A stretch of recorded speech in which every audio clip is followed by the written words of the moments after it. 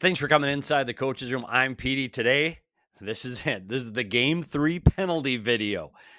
Florida beats Edmonton 6-1. The third period got completely out of hand and not the Edmonton Oilers team that we are used to seeing. So I put something out online about the way they went off the rails and lack of discipline and all these things. And a lot of people came back with, "Hey, Florida did it too." So I thought it was time to make a video and see some of the things that maybe I missed the first time I went through this game. And again, I said this on the goals video. I want to make sure I say it here. I do not root for either of these two teams. People think I'm Canadian. I'm not. I'm from northern Minnesota, thus the accent. I do not root for these teams. I rooted for the Minnesota North Stars growing up. They moved to Dallas. I did not follow my fandom down to Dallas. I worked for the Arizona Coyotes for 23 years. And they moved, so I don't root for them anymore because they don't exist. Competed against the Edmonton Oilers in the Pacific Division for many, many, many years. So clearly I am not rooting for them. I'm not a pro Oiler guy. The mask up behind me is Grant Fuhrs because he was an assistant coach at the Arizona Coyotes. That's why I have his mask, not because I root for the Oilers. Same thing for the Florida Panthers. Do not root for the Florida Panthers. Don't cheer for the Florida Panthers. Have no connection to the Florida Panthers. I just try to show what I see. And sometimes I get it wrong, and I know people get upset at the things that I say that I see. And hey, tell me I'm wrong. Show me the things that you see. Absolutely, it's about discourse and communication. So I went back and I wanted to show some of these penalties, and here are my thoughts on the penalties because I thought this game got out of hand, and I don't think that's the style of hockey that the Edmonton Oilers need to play to win this series. Clearly, Florida thinks the same thing because they got them off their game. So let's look at some of these. Let's look at some of these penalties and see what I see just from the side of a video coach. And the first thing that we have to be responsible for, the video coach, is challenges. And one of the things is goalie interference challenges. So I want to walk you through the 2 goalie interference penalties and or missed calls in this game and see what I see. So on the Arvidsson call on Bobrovsky, you can see Bobrovsky's clearly completely in the blue paint. And here comes Arvidsson, and Arvidsson's momentum is carrying him into the blue paint. He's not pushed. He's not touched. He's not cross-checked. There is nobody forcing him into this area. He didn't get tripped accidentally by skates and fall into him. Arvidsson's in his own full power, and he goes completely into the crease, makes full contact with Bobrovsky inside the blue paint. By the way, there is some head contact here. With Bobrovsky, this is a penalty. Sorry, it's a penalty all day long. If a goal is scored when this happens, I am on the headsets telling the coach to challenge. This is goalie interference all day long. This is goalie interference. He is in the way. It's a penalty. Now, does Bobrovsky help this call out? Well, yeah. As he comes in, look at Bobrovsky. He jumps straight up in the air and throws himself back. Lucky he didn't give himself a concussion hitting his head on the post. But it's a penalty. Sorry, Oilers fans, it's a penalty. Into the crease on his own willpower. Knocks over the goalie in the blue paint. It's goalie interference. Now, everybody I got a lot of, well, what about Tkachuk? Well, what about Tkachuk? So again, I'm putting on my video coach's hat, and let's see Tkachuk get to the blue paint. He's entitled to the ice in front of the blue paint. He's there. He's stopped. He is in the white. He's above the blue paint. He's allowed to have that space. That space is his. Unfortunately, the referee gets right in front of our camera angle, so we can't see who makes this initial contact, but I think it's Skinner. And Skinner goes into Tkachuk first, and that's with his hands. So he feels where Tkachuk is. And what does Tkachuk do? He just leans slightly into Skinner. But look where his feet are. His feet are still in the white. His feet are still in the white paint. He's not into the goaltender, and he's able to actually gets tripped up by the goaltender, but he's able to stay away and outside of the blue paint. Incidental contact created initially by the goalie, and when you see it from the rear, you can see Tkachuk's feet is just heels just touching the red. It's not inside the blue, and Skinner goes all the way up to Tkachuk. And if you don't think this momentum is a little bit egregious and he kicks the legs up, I'm falling down, he's helping that call out too. Now, again, does he get away with it? Yes. If I'm the video guy making this call and a goal goes in, I am telling my coaches not to challenge his play. Why? Because Tkachuk is outside of the blue. The initial contact is from the goaltender to the player. He's the one that initiates the initial contact. Now, does he fall into him a little bit? The answer is yes. But again, I'm not challenging it. It's too close. There's no, yeah, that's 100% for sure. That's goalie interference. That one's too close to call. The refs on the ice didn't call it because Tkachuk's feet are not in the blue paint. It's not a penalty. And that's just the way I see it.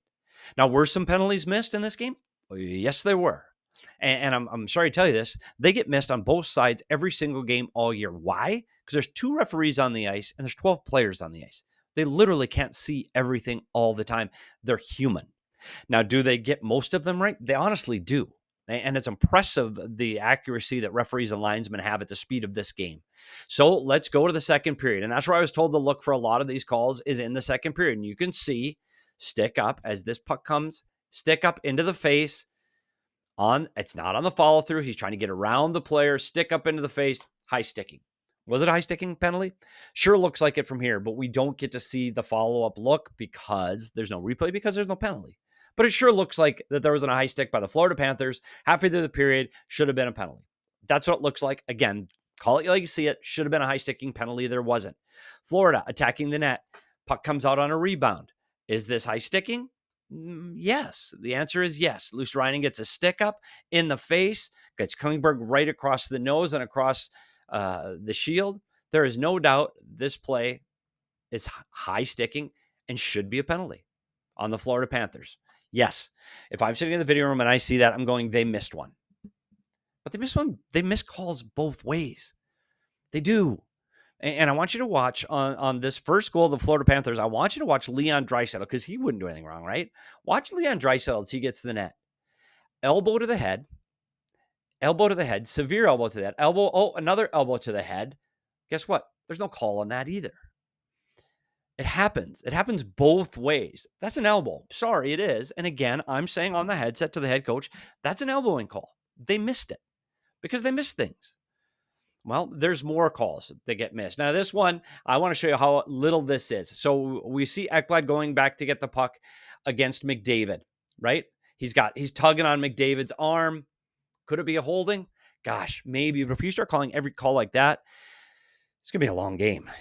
And that's part of the NHL. He's getting in front of the body position. He grabs on for a second and he lets go. It's knowing that fine line of what you can get away with. And that's what happened on that play. He let go. But Draisaitl does the same thing. Just a few minutes later, through the neutral zone, look at Draisaitl. Free hand, grabs, clutches, holds, slows down. There's no penalty on that play. It's the same thing. In fact, the Draisaitl one might be just even a little bit more egregious. Again, it's part of the game. Part of these things are part of the game of hockey. And as long as he pulled it down before the player fell down, if that player falls, there might be a call. I don't know. But just trying to show that it happens both ways. And you're both right. Florida fans are right. That should be a call. But Edmonton fans were right too. That the path of McDavid was impeded upon.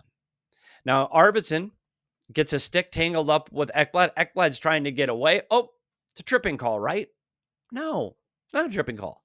No call on that play. Could it have been? Yeah. His stick was impeded the ability for Ekblad to move up the ice. Could have been a penalty. Well, what about this? Here's Draisaitl again going in behind the net on Forsling. Cross check, pushes him into the wall. No call on that one. And I'm not trying to be funny or silly. I'm just trying to say this happens both ways. That's hockey. He's pushing him into the wall. That's hockey. Now, Forsling might try to help it out and go down, but the referees recognize that and they don't make a call. Now, I want to go back to this one because this one's interesting, the Kane on Marchand, because I heard a lot about this one. And Marchand does this, and it's Marchand. And Marchand, what a bad guy. He draws the penalty. Look at Marchand drawing the penalty. There's Kane's stick up high. It is. It's near his face. Marchand lifts his stick up, and he guides Kane's stick into his face. I'm not arguing that point. I'm not. I think Marchand definitely helps this out. And the reason Kane's stick goes up into his face is because Marchand helps lift his arms and helps get that call. Marchand helps get that call made because of an action that he made. Not arguing with that. Now, on Kane's side, Kane's got a few of these already in this playoffs. He has shown that he has not been in control of his stick before. And does that play into this?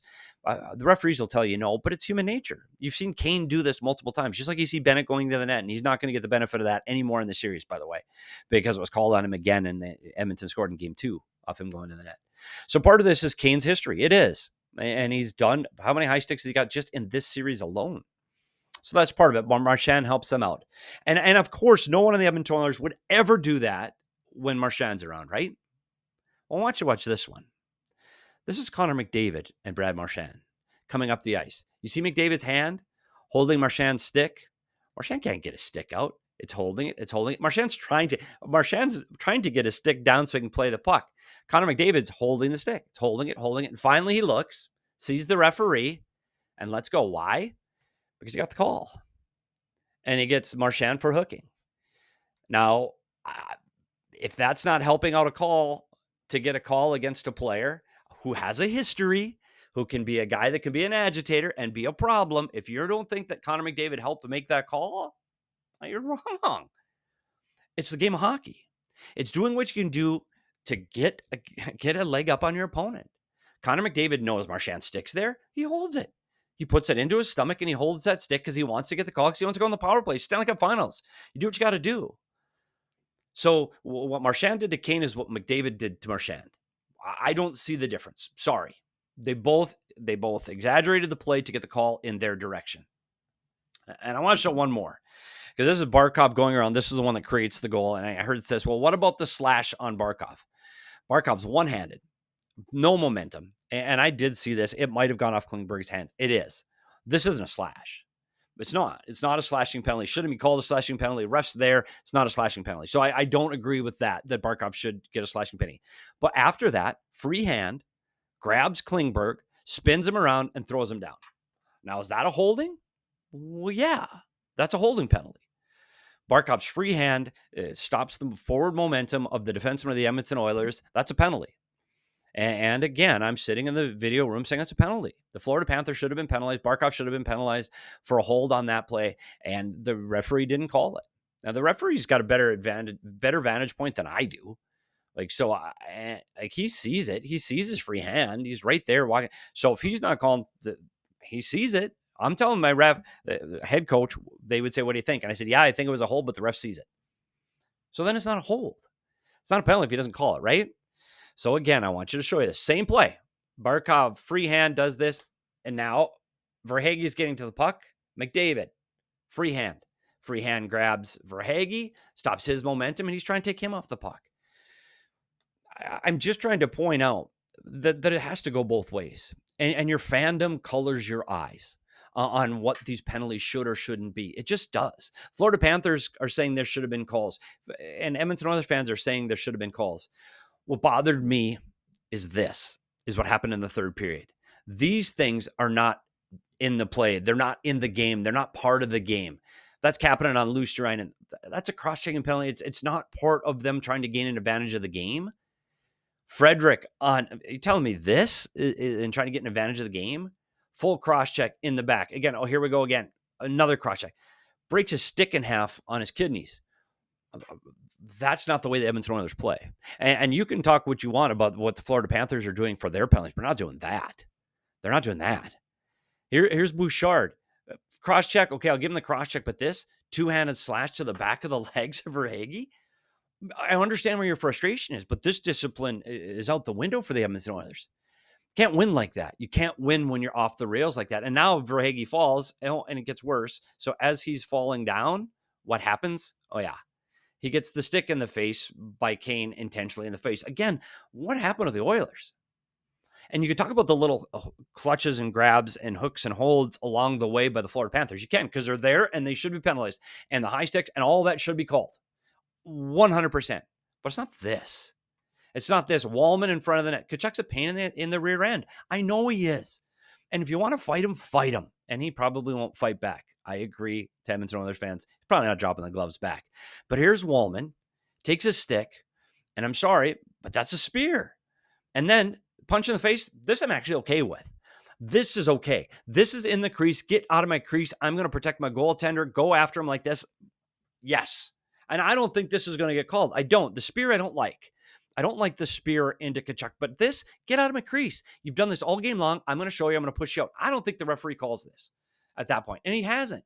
But now you get the punch in the face after, and then Wallman, once your teammate is holding him and he can't fight back, now I give him another punch. That's too much. You're going to get a penalty. Can't play like that. The initial, get him out of my crease. I think he even gets away with a little cross-check, a little glove wash. All of those things, fair game. And you really want to try to get Tkachuk to fight? Probably won't, but you can try because that's what you need to do. I understand that. But it's the extra stuff. And then this one, late in the game, game's over. Perry, two-hand slash behind the legs of Mikkola, behind the back of the knee. Like, that's a dangerous play. And I know he follows it up with a cross check in the front. And again, luckily for Mikkola, he's not hurt and he laughs and he points at the scoreboard like this is a scoreboard and we're okay.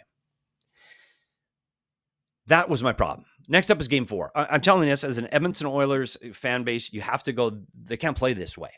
They can't play the Florida Panther way. That's not how they're built. They can be tough. They can play along the wall. They can win wall battles. They're much more physical than they have been in recent years. They can win the wall battles. They can be tough physically. They can check. They can separate the player from the puck, but they can't play in the mud. If you're going to play the Florida Panthers in the muck and the mud, you're going to lose because the Florida Panthers do it better. They've done it longer, and they've got the players that know how to walk that line. So the Edmonton Oilers can't play that way. The Edmonton Oilers have to get back to what made them successful in this playoffs, and it's moving the puck and moving their feet. They got to get through the blue lines, and they got to get the puck advancing in zones, and they got to use their speed against a Florida Panther team that's going to be uptight and tighten up those gaps in the neutral zone. That's how the Oilers play. Use their speed and skill against a Florida Panther team that is trying to be tight on them. Get in behind them, use your speed, and go. That's how the Edmonton Oilers need to get back into this series in game 4. For Florida, you're playing Florida hockey. This is what you want. This is the kind of game you want. You'll take the cross check to the back. Tkachuk said it after the game. We'll take a punch. We'll take a cross check. That's what it means to win. That's what we're going to do.